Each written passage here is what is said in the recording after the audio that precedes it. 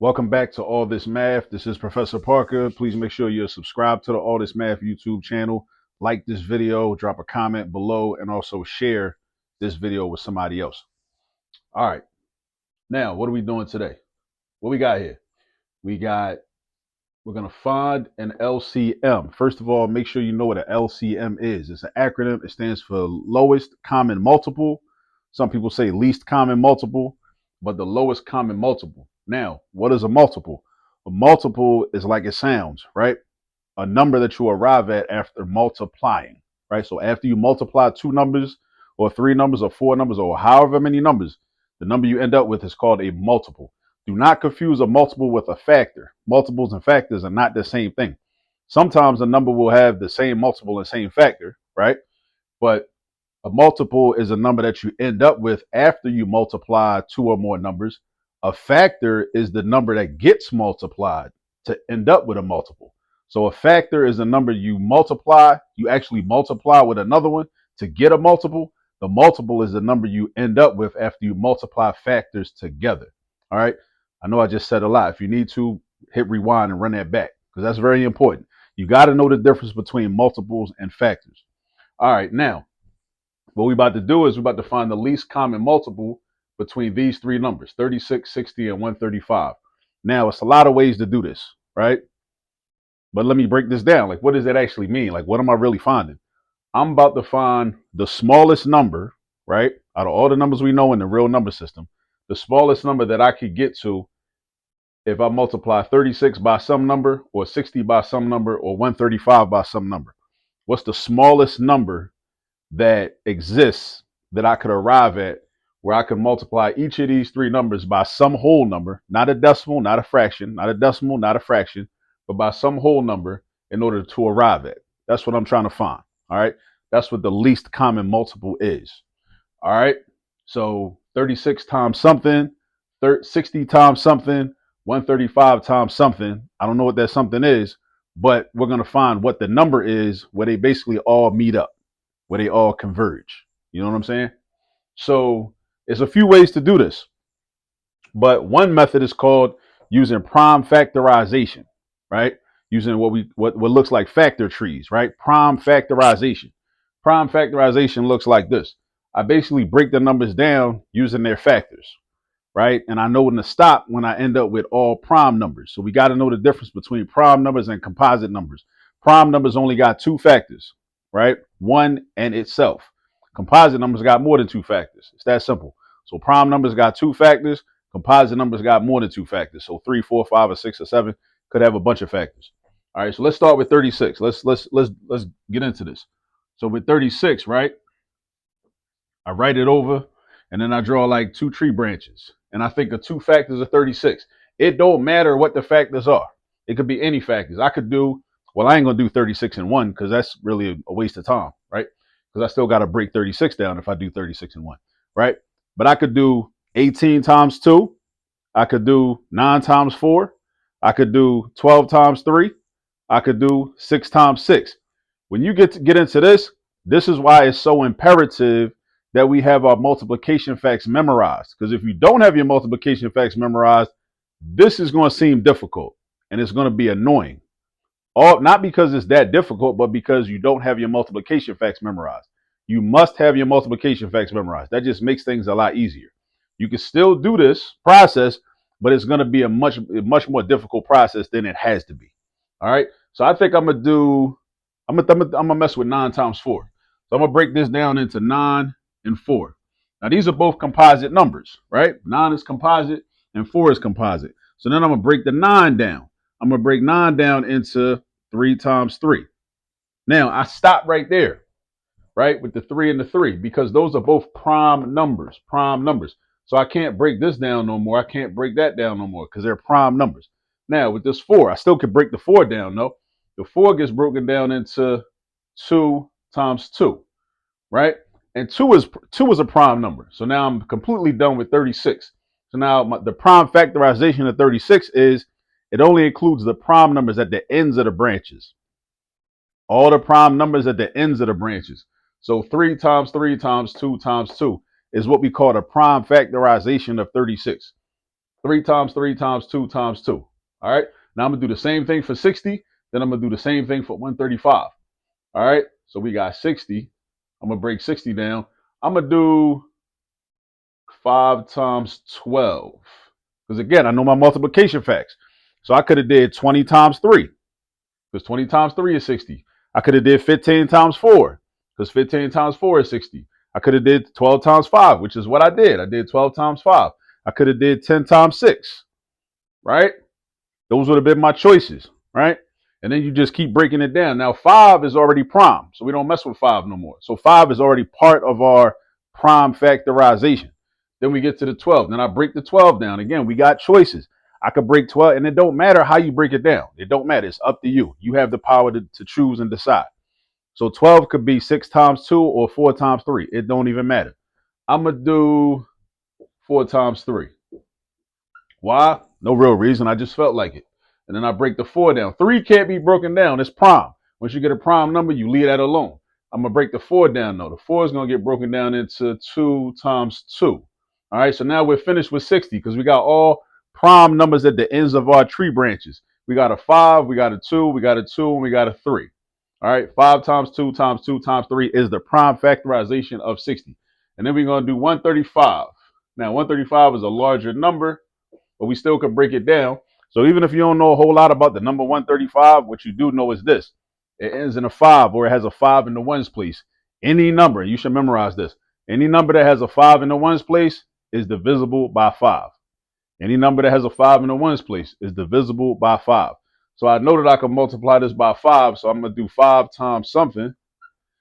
Now, I know that, again, this is like the partial quotients method of division. I know what I'm saying. I'm basically trying to do 135 divided by 5 to figure out how many 5s can fit into 135. 135 is like a strange number to me. I don't really deal with 135 a whole lot. But it's a number I do deal with a whole lot that's close to 135, which is 100. So I could break 135 down in my head doing mental math into 100 plus 35. And I'll write it down for you up here. 100 plus 35. Now, why am I doing that? How does that help me? Because look, if I could do 100 divided by 5 and then 35 divided by 5 and just add those two quotients together, that's going to be the other number. So 100 divided by 5 is 20. 35 divided by 5 is 7. What's 20 plus 7? 27. So what that means is that 27 times 5 must equal 135. Again, 27 times 5 must equal 135. So boom, we got the 27.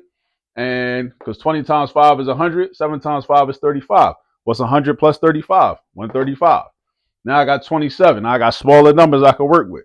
I break the 27 down into 9 times 3. So the 5 is over here. We leave that alone. The 3 is over here. We leave that alone. Then we go to the 9. We break the 9 down. 9 is just 3 times 3.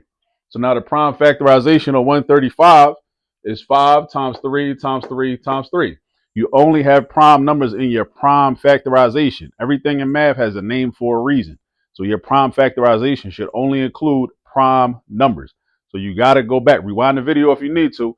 You got to know the difference between prime numbers and composite numbers. Also understand the number 1 is in a class all by itself. It is not a prime number. You might think it's a prime number, but it's not a prime number. If your teacher puts that on the test, it's a trick question. Prime is not prime nor composite because the number 1 only has one factor. They don't have two factors. By definition, prime numbers have two factors. One and their self. They got two factors. One only got one factor. All right, so now this is what we got to do next. We have to, now based on the method that I'm using, right? This is going to get a little crowded up here. But first what we do is this. We take each number that we started with, 36, 60, and 135. So, and actually, I'm going to switch the color up. Hope this is a good marker. Yeah, this is cool. All right, so then I'm going to write 36 right here, right? And then I'm going to write the prime factorization of 36. 3 times 3 times 2 times 2. So I do 3 times 3 times 2 times 2. Then I do the same thing with 60. But look, be careful though, because we want to line our numbers up vertically. So I got 5 times 2 times 2 times 3, right? Now, 36 don't have no 5 in this row, right? So I'm only writing this like the same number underneath of that number that's already there. What I mean to say is I'm only going to write a 3 under this 3. I'm not going to write a 2, a 6, a 8, or no other number under this 3. So because 60 has a 3 in it, I'm going to write this 3 right here. But it only has one 3 in it. So therefore, I'm not writing nothing under this. And then 60 also has two 2's in its prime factorization. So I'm going to skip this 3, and it's going to be times 2, and then times 2. And then what about this 5? I'm going to write the 5 out at the end by itself. The 5 goes out there by itself. And I wish I had more space, man. This is annoying me. So anyway, now I'm going to do 135. For 135, I got 5 times 3 times 3 times 3. So I need to, see, this ain't going to work. This ain't going to work. Hold up. It's time to make an adjustment. That's what we do. Sometimes we got to make adjustments sometimes. Sometimes we got to make adjustments. I'm going to write it right down here. Yeah, let's put the 36 right here. And then we're going to put the 60 underneath. Then we're going to put the 135. And then we're going to draw a horizontal line like that. And then underneath of there, we're going to have the LCM. The LCM goes down here. Right? So now let's do this again. All right? So now we got plenty of space. Now for 36, the prime factorization was 3 times 3 times 2 times 2. So we do 3 times 3 times 2 times 2. All right? Now we do the same thing for the 60. We do the prime factorization of the 60 next to the 60. 5 times 2 times 2 times 3. All right? But we want to line up the numbers vertically. So 5 is going to go out here by itself. So I'm going to deal with the 5 later. But I'm going to deal with these 2 2s because 36 had 2 2s. So I'm going to skip these. And I'm going to do 2 times 2. And then this 3, right? I'm going to put that underneath of this 3. So I got 3 times 2 times 2. And then this 3 don't have nothing underneath of it. And that's fine, right? But this 5, I'm going to put this 5 out here. And then I'm going to extend my horizontal line further. And then with 135, I got 5 times 3 times 3 times 3. Now, this 5, I'm going to put it underneath of this 5. Because we line up the numbers vertically. We line the numbers up vertically, right? We line the numbers up vertically. And now I got 3 3s. So I'm going to put 2 of the 3s. I'm going to do 3 times 3. I'm not putting the 3 under a 2 because they're not the same number. I'm not putting the 3 under this 2 because they're not the same number. So you say, well, where am I going to put the other 3 at? Put it out here after the 5. All right. Now, in order to find the LCM, what we do is we go to each column. 1 column, 2 columns, 3 columns, 4 columns, 5 columns, 6 columns. We got 6 columns. We take one of the digits from each of the columns. We take one of the digits from each of the columns. So I take a 3 from this column and I write it. I take a 3 from the next column. Put your multiplication sign. Take a 3 from the next column. Put your multiplication sign. Take a 2 from the next column. Put your multiplication sign. Take a 2 from the next column. Put your multiplication sign. Take a 5 from the next column. Multiplication sign. Take your 3 from the next column. And then put your equal sign. And now when we find the product of these numbers, that will be the least common multiple. That will be the least common multiple. So 3 times 3 is 9. 9 times 2 is 18. 18 times 2 is 36. 36 times 5 is 180 because 30 times 5 is 150. And 6 times 5 is 30. 150 plus 30 is 180. And then 180 times 3 is going to be 540. 540.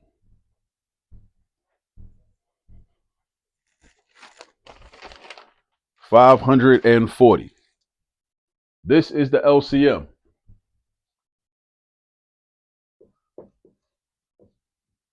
So I know this seems like a lot, seems like a long process, but as you get the hang of it, it'll get faster and faster. Plus, this was a longer process because we're dealing with three numbers. A lot of times you had to find an LCM out of two numbers, but they gave us three numbers in this particular example. So let's do a quick recap.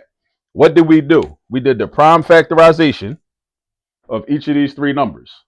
Prime factorization, we just broke the number down by its factors, any factors that we could think of, until we ended up with all prime numbers. 3 times 3 times 2 times 2 for 60. 5 times 2 times 2 times 3 for 135. 5 times 3 times 3 times 3. All right.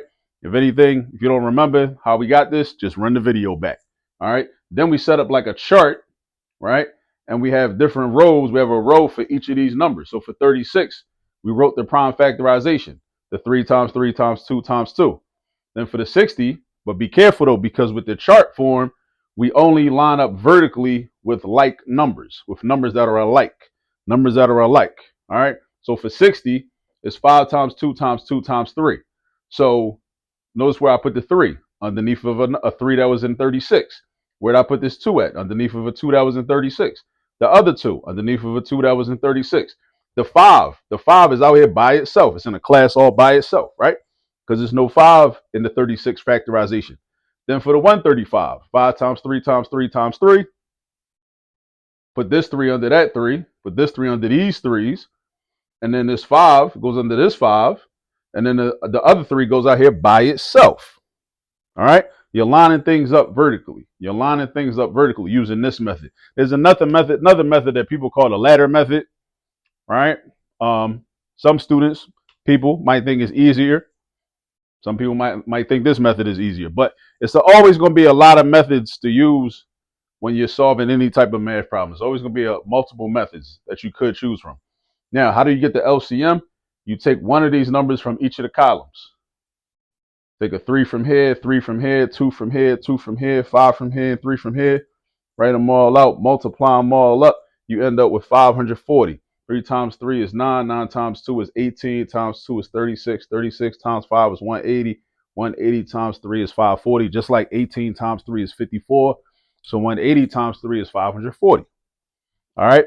So that's how you find the LCM when you have three numbers using prime factorization. Rest in peace to Dr. King, and I'll see y'all on the next video.